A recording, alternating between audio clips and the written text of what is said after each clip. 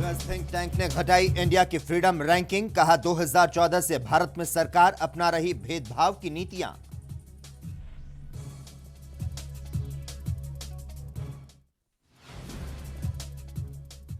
राम मंदिर के लिए ट्रस्ट ने खरीदी 7,285 वर्ग फुट जमीन। अब 70 नहीं 107 एकड़ में फैला होगा मंदिर। ट्रस्ट की खरीदी गई ये जमीन अशरफी भवन के पास स्थित।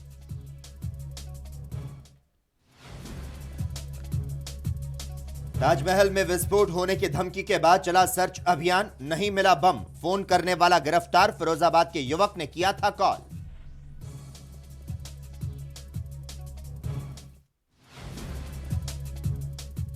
और दौसा जिले में हुई ऑनर किलिंग, पिता ने ही की बेटी की हत्या। लिव इन में रह रही बेटी को उतारा मौत के घाट। हाईकोर्ट से सुरक्षा मिलने के बावजूद हुई हत्या।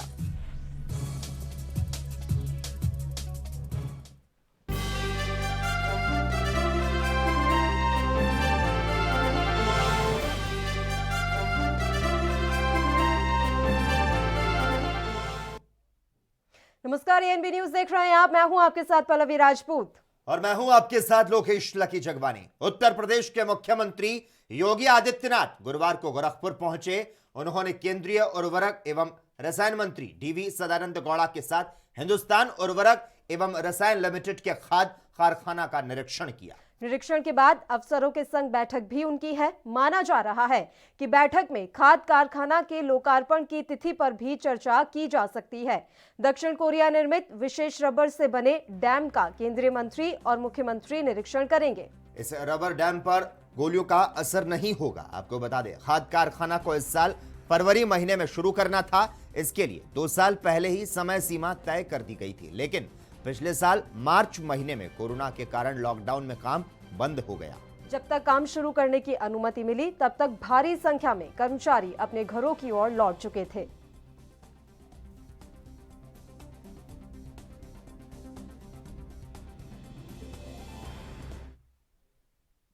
उत्तर प्रदेश के आगरा स्थित ताजमहल में बम रखने की कॉल के बाद हड़कंप मच गया। हालांकि बम की खबर झूठी निकली। तलाशी के बाद ताजमहल को फिर से खोल दिया गया। बम रखने की कॉल आते ही सीआईएसएफ ने ताजमहल से अचानक पर्यटकों को बाहर निकाल दिया। इसे लेकर पर्यटकों और सीआईएसएफ के बीच नोकझोंक भी हुई थी। बताया जा रहा है कि किसी ने पुलिस को ताजमहल में बम होने की सूचना दी थी। तुरंत पुलिस के आला अधिकारी ताजमहल के बाहर पहुंच गए। ताजमहल के दोनों गेट को बंद किया गया और पर्यटकों को बाहर निकाला गया। इसके बाद ताजमहल के बाहर पुलिस और अंदर सीआईएसएफ की ओर से सर्च ऑपरेशन चलाया गया।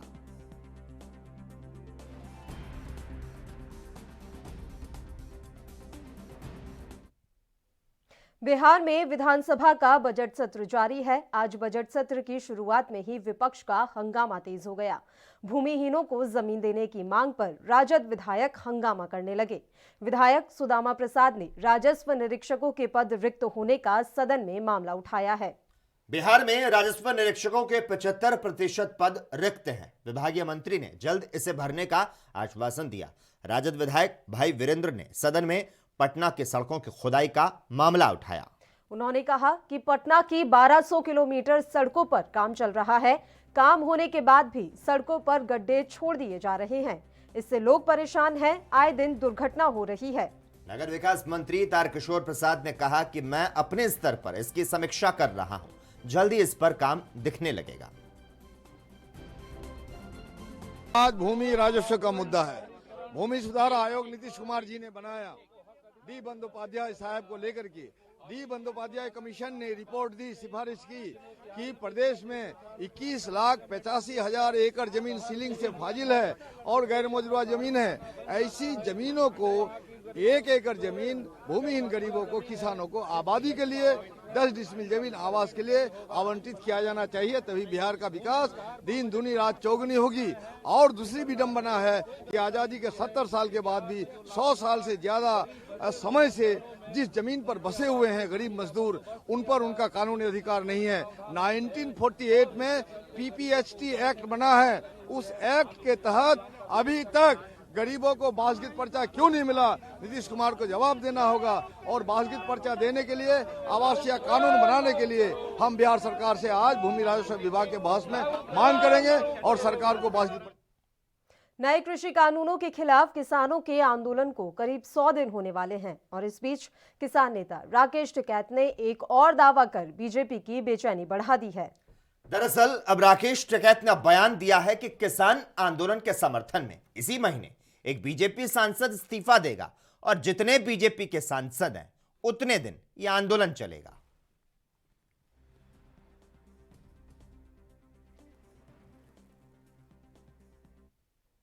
उधर उत्तर प्रदेश के अयोध्या में भव्य राम मंदिर का निर्माण कार्य लगातार जारी है। श्री राम जन्मभूमि ट्रस्ट द्वारा जानकारी दी गई है कि अब राम मंदिर परिसर 107 एकड़ के क्षेत्र में बनाया जाएगा।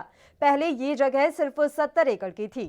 ट्रस्ट के मुताबिक श्री राम जन्मभूमि परिसर के आसपास ट्रस्ट ने 7,285 स्क्वायर फीट जमीन खरीदी है, जिसके बाद अब राम मंदिर परिसर का निर्माण 107 एकड़ में किया जाएगा। इस पर आ रही प्रतिक्रियाओं को सुनाते हैं। अब जितनी भी भव्यता भगवान के मंदिर को मिल सके उसका प्रयास करना चाहिए। जिन लोगों को जिम्मेदारी दी गई है, अगर उन लोगों ने फैसला किया है तो निश्चित तौर पर बेहतर ही होगा, अच्छा ही होगा। हम लोग स्वागत करते हैं। अभी आप देख रहे हैं समर्पण निधि के कार्यक्रम भी चल रहे हैं। हम सब लोग जनता के भी बीच में हम लोग गए, भारी उत्साह है।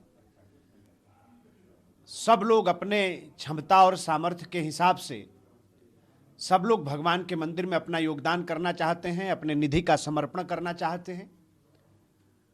तो जितना भव्य मंदिर बने उतना अच्छा है। निश्चित तौर पर कुछ सोचकर ही उसकी सीमा को बढ़ाया गया है।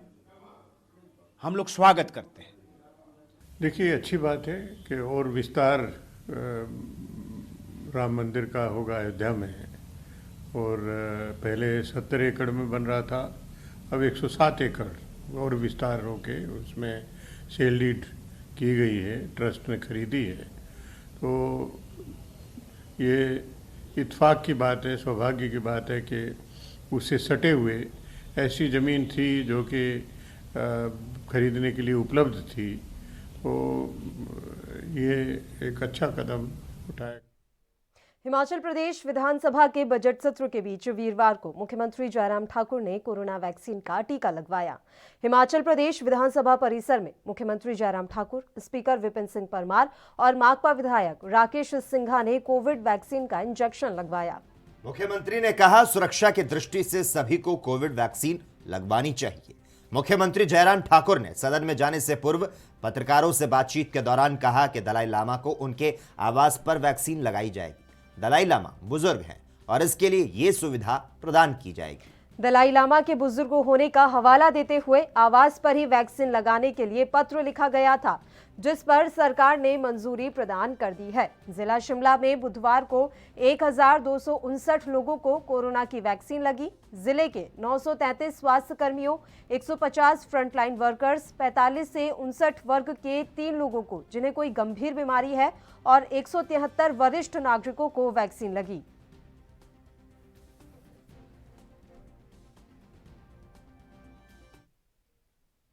उधर दिल्ली के मुख्यमंत्री अरविंद केजरीवाल ने गुरुवार को कोरोना वैक्सीन लगवा ली है। अरविंद केजरीवाल को दिल्ली के लोकनायक जयप्रकाश अस्पताल में वैक्सीन की पहली डोज दी गई। उन्हें कोविशील्ड लगाई गई। अरविंद केजरीवाल के साथ उनके माता पिता को भी वैक्सीन की पहली डोज लगाई गई। बता दें कि वैसे तो अरविंद केजरीवाल की उम्र 52 वर्ष है, लेकिन वो लंबे वक्त से डायबिटीज से पीड़ित हैं, इसलिए उन्हें भी वैक्सीन दी गई है। वैक्सीन लगवाने के बाद दिल्ली के मुख्यमंत्री अरविंद केजरीवाल ने कहा कि हमें किसी तरह की परेशानी नहीं हुई है। वह सभी से अपील करना चाहते हैं कि जो भी वैक्सीन लगवाने के पात्र हैं वो जरूर टीका लगवाएं। आपको बता दें, 1 मार्च से देश में कोरोना वैक्सीनेशन का दूसरा फेज शुरू हो चुका है। इसके तहत 60 साल से ज्यादा उम्र वाले लोगों को और 45 साल से ज्यादा उम्र वाले लोगों को वैक्सीन दी जा रही है।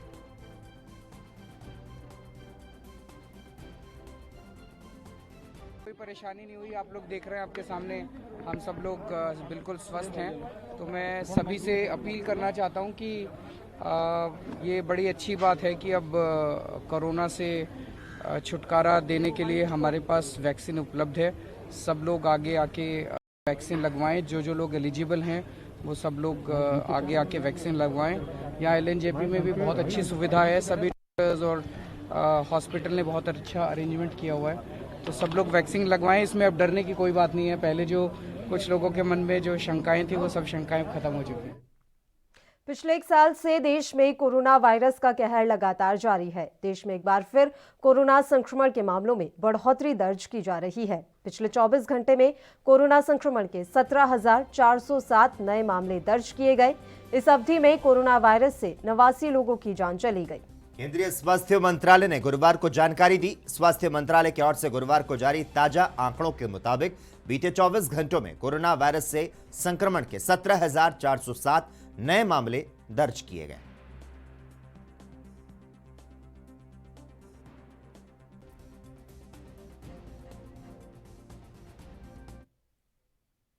वहीं भारतीय जनता पार्टी नेता तरुण चुग ने कांग्रेस पर हमला करते हुए कहा कि आज जो शर्म करने वाला है वो पीछे चला गया और जिन्हें लगता है कि पाकिस्तान के साथ मिलकर चला जा सकता है वो लोग कांग्रेस को चला रहे हैं। और उन्होंने क्या कुछ कहा आपको सुनाते हैं। गुमनाम बेनाम गांधी नाम रह गए हैं जिनको जनता पसंद नहीं करती। आज जो शर्म करने वाला है वो पीछे चला गया है कांग्रेस में।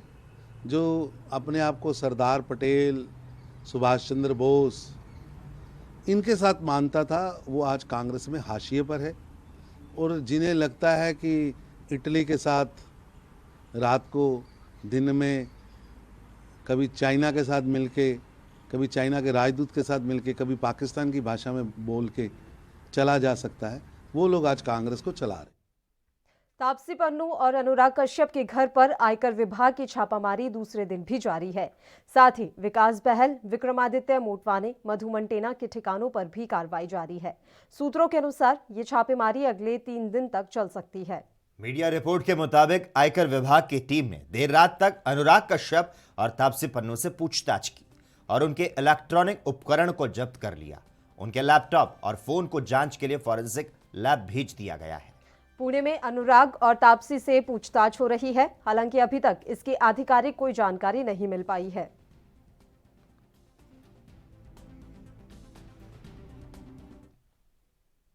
फाल्गुनी कांवड़ यात्रा का आगाज हो चुका है। कांवड़ियों ने पूजा अर्चना कर शिवलिंग पर जलाभिषेक किया। पश्चिमी उत्तर प्रदेश के जनपद बरेली, रामपुर, मुरादाबाद, बिजनौर के अलावा पीलीभीत, लखीमपुर खीरी और गोला सहित दूरस्थ क्षेत्रों में शिव भक्त हरिद्वार से कांवड़ में गंगा जल लेने पहुंचने लगे हैं। इनमें दूरदराज क्षेत्र के कांवड़ियों की कांवड़ यात्रा हरिद्वार से शुरू हो चुकी है। लखनऊ से भी कांवड़ियों के जत्थे गुजरे हैं, जिस वजह से खासी चहल पहल देखने को मिली।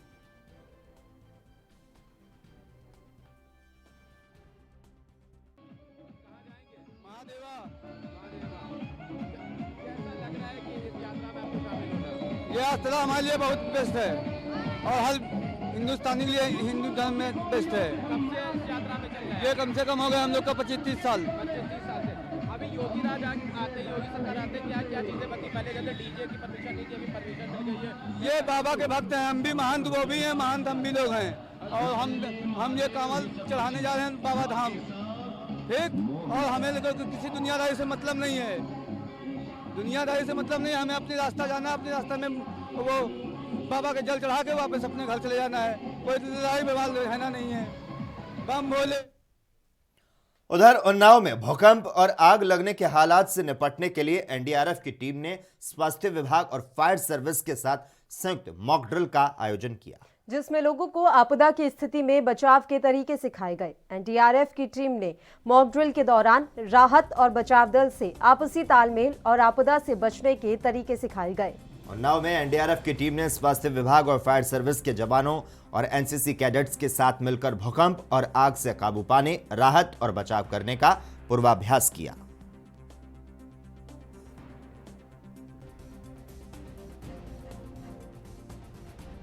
इसका मुख्य उद्देश्य यही है कि किसी भी डिजास्टर को निपटने के लिए हमारी स्ट्रेंथ को और हमारी कैपेसिटी को आंकना है। सभी एजेंसीज एक दूसरे की इंफॉर्मेशन को शेयरिंग करें, सभी एक दूसरे के कॉन्टैक्ट डिटेल्स एक दूसरे की को कोऑर्डिनेट करते हुए हम लोगों में आपस में कितना समन्वय है, चाहे वो फायर सर्विसेज हो, मेडिकल हो, एडमिनिस्ट्रेशन हो, एनसीसी के बच्चे हों एनवाई के हो, जितने भी यहाँ पर स्टाफ हैं, स्टेक होल्डर्स हैं, उन लोगों में हमारे साथ एक समन्वय बिठाना है कि आने वाली भविष्य में किसी भी प्रकार की आपदा से निपटने के लिए हम एक दूसरे को कोऑर्डिनेट करते हुए अपने आप को तैयार। खबर दोपहर में खबरों का सिलसिला लगातार जारी रहेगा। हम यहां पर रुकते हैं एक छोटे से ब्रेक के लिए, जल्द हाजिर होते हैं।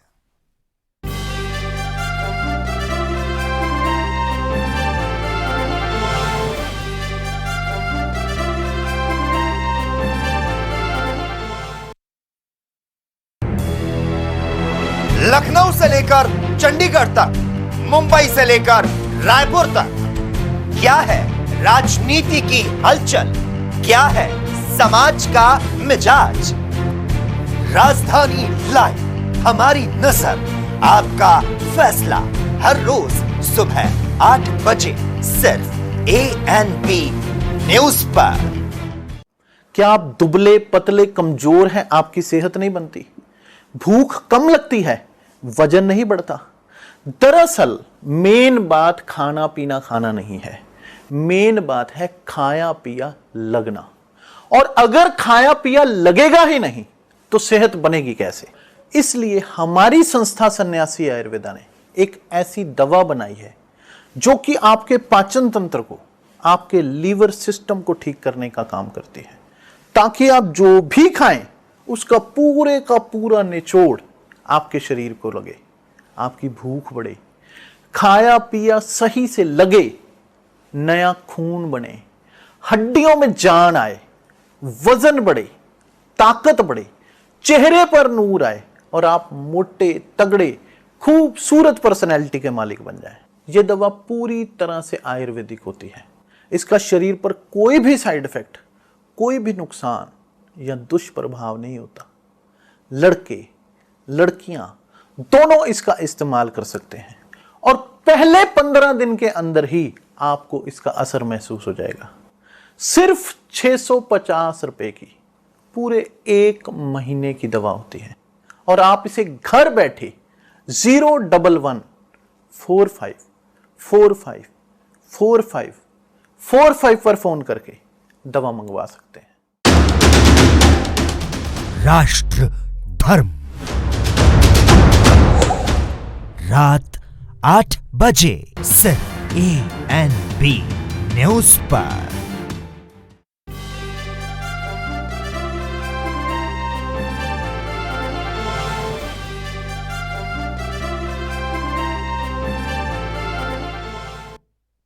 ब्रेक के बाद एक बार फिर से आप सभी का स्वागत है। बढ़ते हैं कुछ और खबरों की ओर। राजस्थान के दौसा जिले से ऑनर किलिंग का एक मामला सामने आया है। यहां लिव इन रिलेशनशिप में रह रही लड़की की उसके पिता ने हत्या कर दी। हैरान करने वाली बात यह है कि लड़की के लिव इन रिलेशनशिप में रहने का मामला हाईकोर्ट पहुंचा था, जहां से उसे सुरक्षा भी दी गई थी। बावजूद इसके पहले लड़की का अपहरण हुआ और फिर उसकी हत्या कर दी गई, जिसका आरोप लड़के के पिता पर लग रहा था। बताया जा रहा है कि बेटी की हत्या करने के बाद पिता ने ही थाने में पहुंचकर इसकी सूचना दी। जानकारी के अनुसार दौसा के रामकुंड इलाके के रहने वाली युवती Pinki Saini live in relationship में रहती थी, लेकिन उसके परिजनों ने जबरन उसकी शादी करा दी थी। 16 फरवरी को पिंकी की शादी हुई थी, लेकिन उसके 5 दिन के बाद ही यानी कि 21 फरवरी को पिंकी अपने प्रेमी के साथ भाग गई। पिंकी इसके बाद हाईकोर्ट की शरण में पहुंची थी और लिव इन रिलेशनशिप में रहने की इच्छा जताई थी। हाईकोर्ट ने भी पिंकी की गुहार सुनी और पुलिस को उसकी सुरक्षा की जिम्मेदारी दी।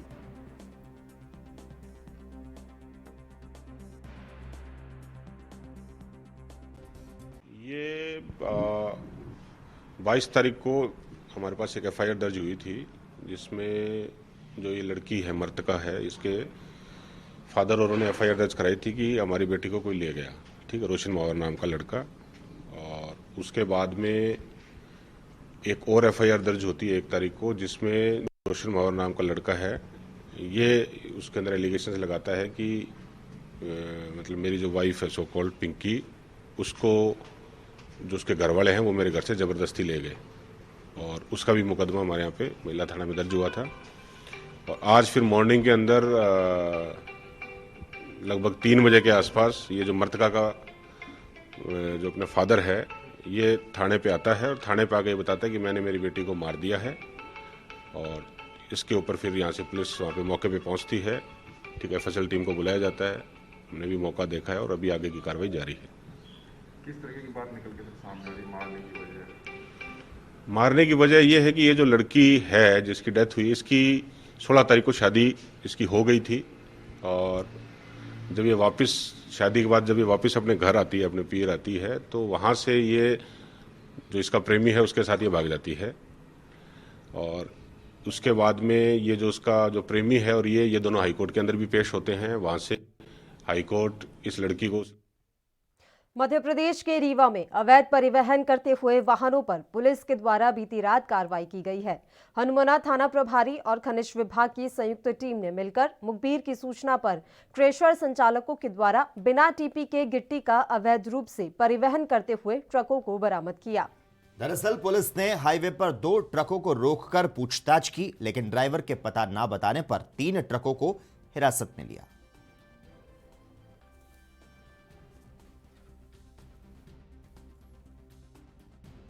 हाँ, ये खनिज विभाग का वहाँ पर बैरियर लगा है पिपराही के आसपास में। सीरी जिले से कुछ डंपर जो बिना रॉयल्टी बिना टीपी के आ रहे थे। माइनिंग और पुलिस की संयुक्त टीम के द्वारा इन 3 डंपरों को पकड़ा गया है और इस पर से पुलिस के द्वारा प्रकरण पंजीबद्ध करके विवेचना में ले लिया गया है। तीनों डंपरों के मालिक, वाहन चालक, उनके खिलाफ प्रकरण पंजीबद्ध किया गया है। साथ ही जो इस तरह की हरकत करने वाले क्रेशर संचालक हैं, उनके मालिकों के विरुद्ध भी और उन संचालक क्रेशरों के विरुद्ध भी कार्रवाई करने के लिए पृथक से पत्र लिख किया जा रहा है, जिससे ऐसे क्रेशर चलाने वाले संचालक भी इस अपराध से बाज। उत्तर प्रदेश के मथुरा में थाना कोतवाली वृंदावन से चंद कदमों की दूरी पर स्थित कपड़े के शोरूम में आग लगने से हड़कंप मच गया। 3 मंजिला शोरूम में आग शॉर्ट सर्किट के कारण लगी। आग लगने की जानकारी मिलते ही पुलिस और दमकल की टीम मौके पर पहुंच गई और आग पर काबू पाने का प्रयास किया। शोरूम मालिक प्रहलाद चौधरी के पुत्र दीपक चौधरी ने बताया कि वह अपने पिता के साथ तीसरी मंजिल पर सो रहा था, तभी अचानक शोरूम में आग लग गई। जब तक वह कुछ समझ पाते तब तक आग ने विकराल रूप धारण कर लिया, जिससे शोरूम में रखे करोड़ों रुपए के माल के साथ 2 बाइक भी जलकर खाक हो चुकी है। हालांकि गनीमत यह रही कि आग के विकराल रूप धारण करने से पहले वह और उसका पिता किसी तरह से बाहर आ गया।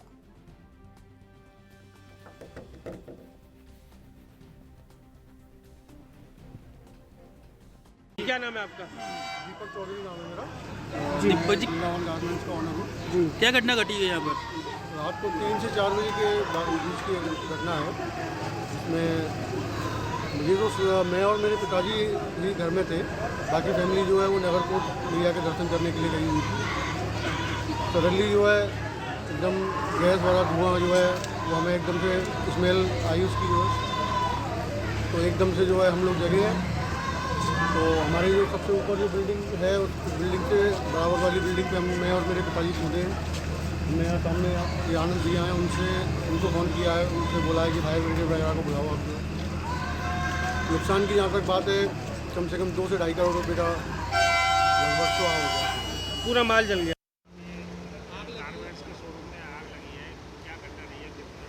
ये एक वृंदावन गारमेंट के नाम से रमेश, ये प्रहलाद जी का है, प्रहलाद दास जी का वृंदावन गारमेंट के नाम से है। और इसमें सुबह 3:45 बजे लगभग सूचना प्राप्त हुई है, 3:30 पौने 4 बजे के बीच में, कि आग लगी है।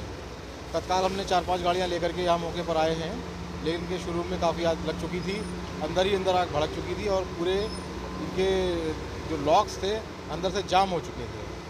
उनको तोड़ करके तत्काल उसको आग को बुझवाया गया। क्या कारण है अभी तक? अभी प्रथम दृष्टया शॉर्ट सर्किट लग रहा है। जो 2 लोग ऊपर थे उनको निकाला गया है, उधर बाहर निकल के आ गए हैं। वो कोई जान का नुकसान नहीं है, केवल इनके कपड़े का शोरूम है उसी का नुकसान हुआ है। अभी तो आकलन करना मुश्किल है, लेकिन जो भी 10 से 50 लाख का नुकसान जो ये बता रहे हैं अभी तो आग बुझा ही रहे हैं, आप लोग देख रहे हैं। जैसा कि पंजाब के कपूरथला में एक नौजवान को कुछ अनजान लोगों ने देर रात तेजधार हथियारों से कत्ल कर दिया। युवक की लाश को थिंद अस्पताल के पास फेंक दिया गया, जिसकी जानकारी कपूरथला पुलिस को सुबह मिली। वहीं दूसरी ओर थाना सिटी कपूरथला पुलिस ने लाश को अपने कब्जे में लेकर आगे की जांच को शुरू कर दिया है।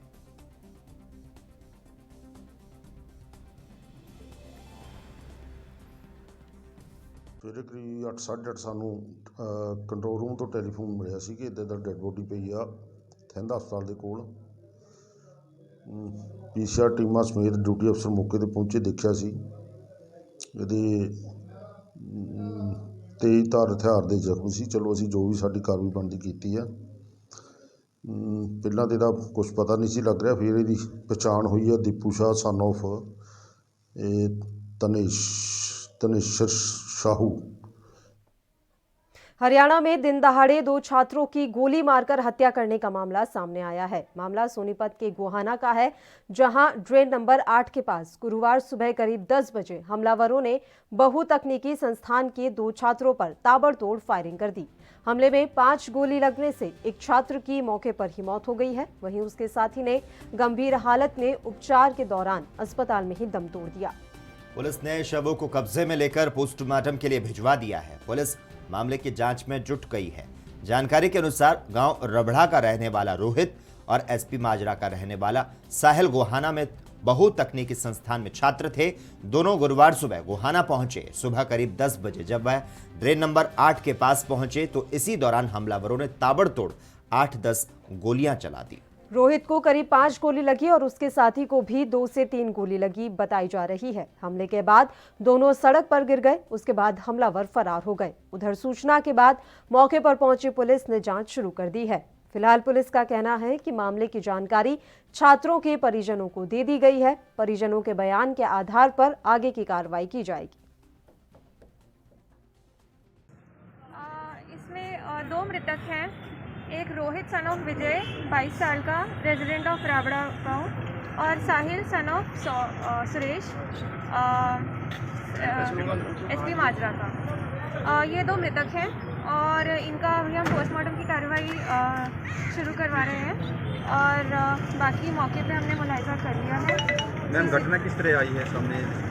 घटना घटी है, कितने लोग अभी बताए जा रहे हैं? जो हमें अभी बेसिक सीसीटीवी फुटेज को देख के जो समझ आ रहा है वो ऐसा है कि 2 बाइक्स थी और उनपे 3 सवार थे और जिन्होंने ये करा है।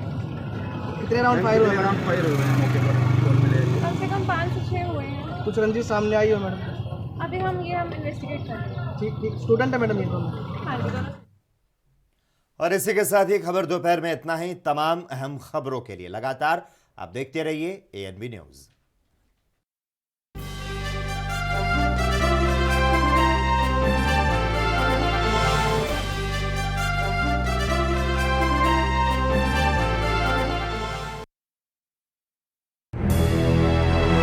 लखनऊ से लेकर चंडीगढ़ तक, मुंबई से लेकर रायपुर तक, क्या है राजनीति की हलचल, क्या है समाज का मिजाज।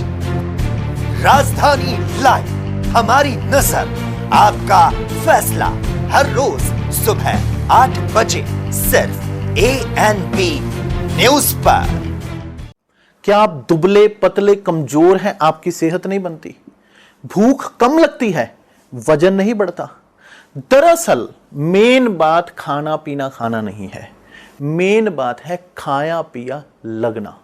और अगर खाया पिया लगेगा ही नहीं तो सेहत बनेगी कैसे? इसलिए हमारी संस्था सन्यासी आयुर्वेदा ने एक ऐसी दवा बनाई है जो कि आपके पाचन तंत्र को, आपके लीवर सिस्टम को ठीक करने का काम करती है, ताकि आप जो भी खाएं उसका पूरे का पूरा निचोड़ आपके शरीर को लगे, आपकी भूख बढ़े, खाया पिया सही से लगे, नया खून बने, हड्डियों में जान आए, वजन बढ़े, ताकत बढ़े, चेहरे पर नूर आए और आप मोटे तगड़े खूबसूरत पर्सनैलिटी के मालिक बन जाएं। यह दवा पूरी तरह से आयुर्वेदिक होती है। इसका शरीर पर कोई भी साइड इफेक्ट, कोई भी नुकसान या दुष्प्रभाव नहीं होता। लड़के लड़कियां दोनों इसका इस्तेमाल कर सकते हैं और पहले 15 दिन के अंदर ही आपको इसका असर महसूस हो जाएगा। सिर्फ 650 रुपए की पूरे 1 महीने की दवा होती है और आप इसे घर बैठे 011 45 45 45 45 पर फोन करके दवा मंगवा सकते हैं।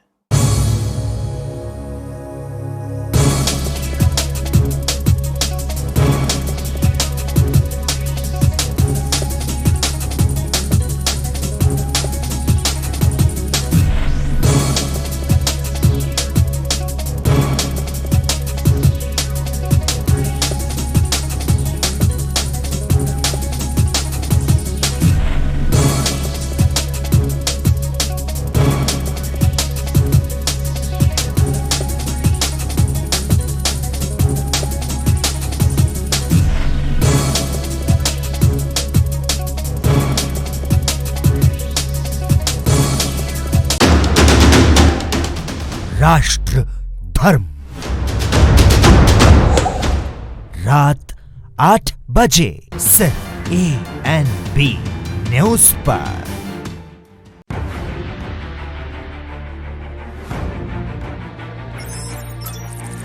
खबर चाहे सियासत की हो या सरकार की, खबर चाहे भ्रष्टाचार की हो या गुनहगार की, दिन भर में क्या रहा देश जगत का हाल, किस मुद्दे ने बनाई किसकी सरकार, रखते हैं हम सब पर नजर, पहुंचाते हैं हम हर खबर। हम हैं ANB न्यूज।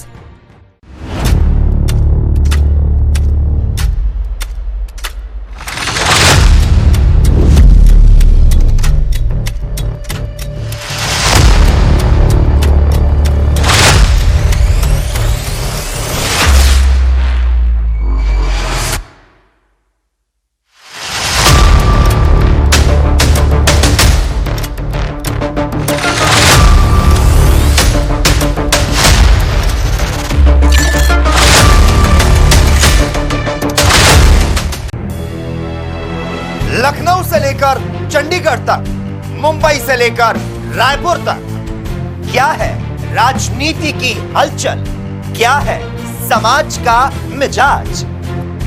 राजधानी लाइव, हमारी नजर।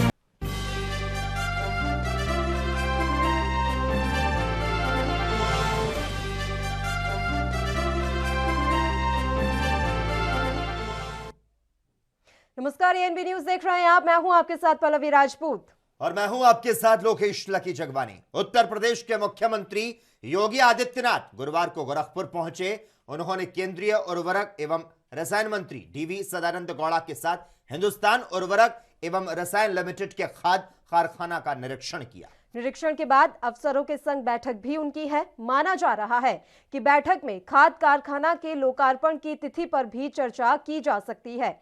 दक्षिण कोरिया निर्मित विशेष रबर से बने डैम का केंद्रीय मंत्री और मुख्यमंत्री निरीक्षण करेंगे। इस रबर डैम पर गोलियों का असर नहीं होगा। आपको बता दें, खाद कारखाना को इस साल फरवरी महीने में शुरू करना था। इसके लिए 2 साल पहले ही समय सीमा तय कर दी गई थी, लेकिन पिछले साल मार्च महीने में कोरोना के कारण लॉकडाउन में काम बंद हो गया। जब तक काम शुरू करने की अनुमति मिली, तब तक भारी संख्या में कर्मचारी अपने घरों की ओर लौट चुके थे।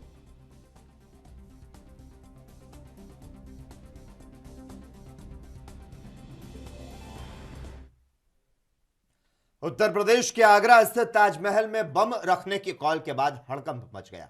हालांकि बम की खबर झूठी निकली। तलाशी के बाद ताजमहल को फिर से खोल दिया गया। बम रखने की कॉल आते ही CISF ने ताजमहल से अचानक पर्यटकों को बाहर निकाल दिया। इसे लेकर पर्यटकों और CISF के बीच नोकझोंक भी हुई थी। बताया जा रहा है कि किसी ने पुलिस को ताजमहल में बम होने की सूचना दी थी। तुरंत पुलिस के आला अधिकारी ताजमहल के बाहर पहुंच गए। ताजमहल के दोनों गेट को बंद किया गया और पर्यटकों को बाहर निकाला गया। इसके बाद ताजमहल के बाहर पुलिस और अंदर CISF की ओर से सर्च ऑपरेशन चलाया गया।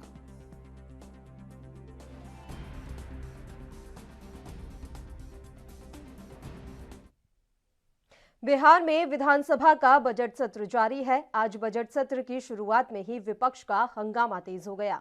भूमिहीनों को जमीन देने की मांग पर राजद विधायक हंगामा करने लगे। विधायक सुदामा प्रसाद ने राजस्व निरीक्षकों के पद रिक्त होने का सदन में मामला उठाया है।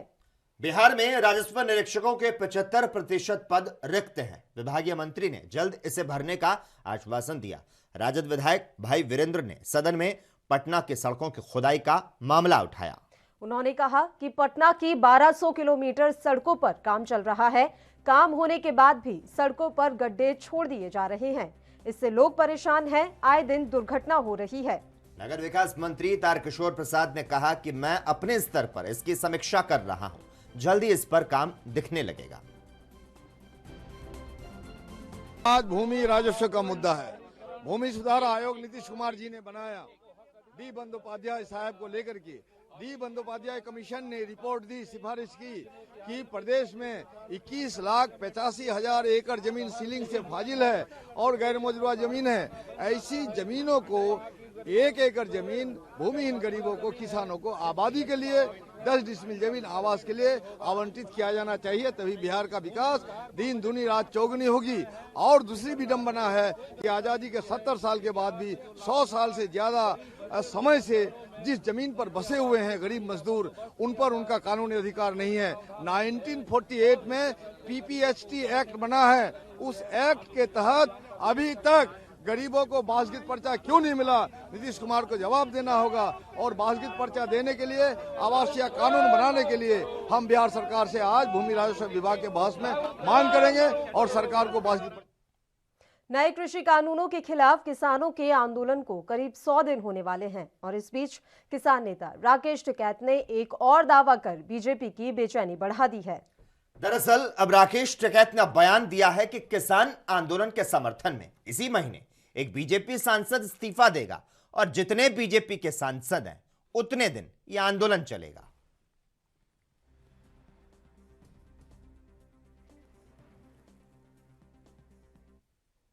उधर उत्तर प्रदेश के अयोध्या में भव्य राम मंदिर का निर्माण कार्य लगातार जारी है। श्री राम जन्मभूमि ट्रस्ट द्वारा जानकारी दी गई है कि अब राम मंदिर परिसर 107 एकड़ के क्षेत्र में बनाया जाएगा।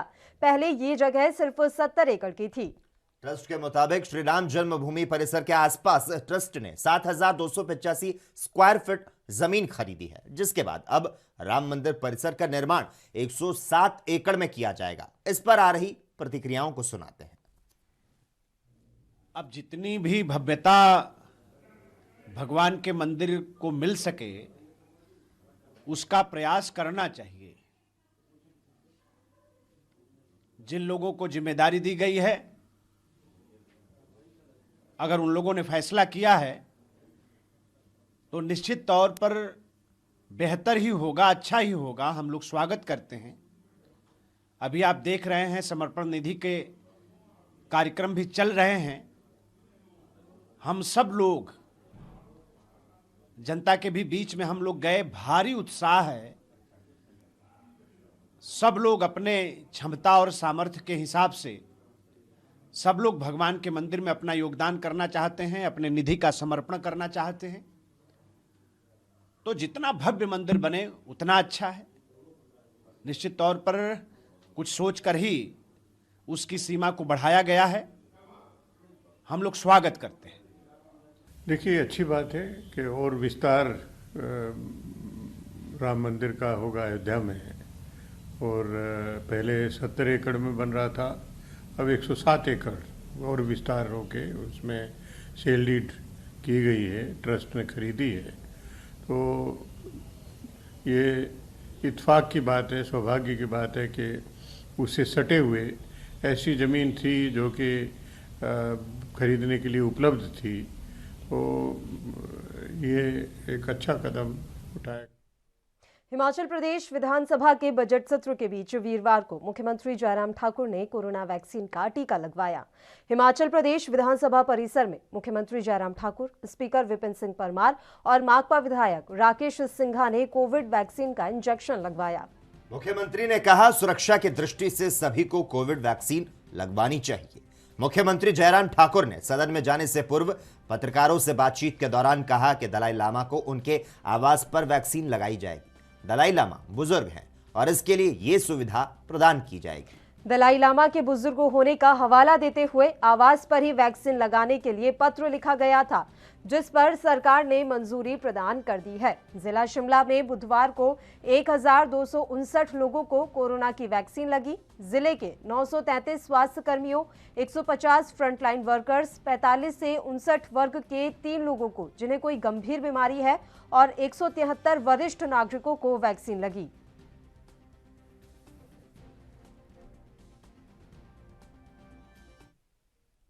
पिछले 1 साल से देश में कोरोना वायरस का कहर लगातार जारी है। देश में एक बार फिर कोरोना संक्रमण के मामलों में बढ़ोतरी दर्ज की जा रही है। पिछले 24 घंटे में कोरोना संक्रमण के 17,407 नए मामले दर्ज किए गए। इस अवधि में कोरोना वायरस से 89 लोगों की जान चली गई। केंद्रीय स्वास्थ्य मंत्रालय ने गुरुवार को जानकारी दी। स्वास्थ्य मंत्रालय की ओर से गुरुवार को जारी ताजा आंकड़ों के मुताबिक बीते 24 घंटों में कोरोना वायरस से संक्रमण के 17,407 नए मामले दर्ज किए गए।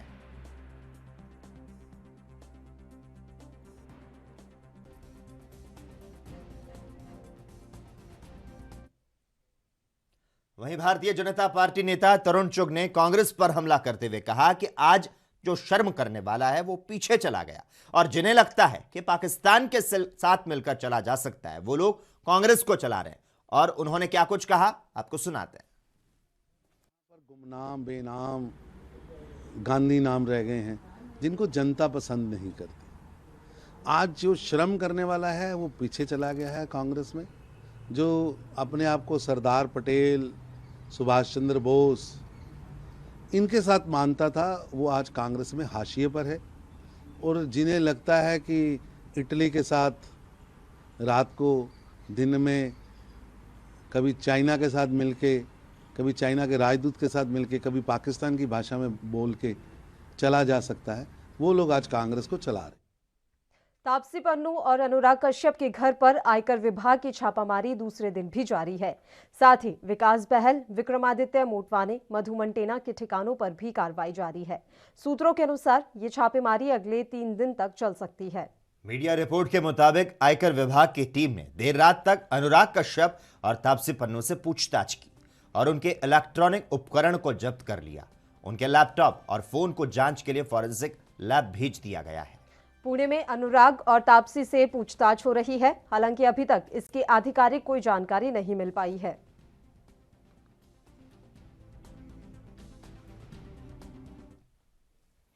उधर उन्नाव में भूकंप और आग लगने के हालात से निपटने के लिए एनडीआरएफ की टीम ने स्वास्थ्य विभाग और फायर सर्विस के साथ संयुक्त मॉक ड्रिल का आयोजन किया, जिसमें लोगों को आपदा की स्थिति में बचाव के तरीके सिखाए गए। एनडीआरएफ की टीम ने मॉक ड्रिल के दौरान राहत और बचाव दल से आपसी तालमेल और आपदा से बचने के तरीके सिखाए गए। उन्नाव में एनडीआरएफ की टीम ने स्वास्थ्य विभाग और फायर सर्विस के जवानों और एनसीसी कैडेट्स के साथ मिलकर भूकंप और आग से काबू पाने, राहत और बचाव करने का पूर्वाभ्यास किया।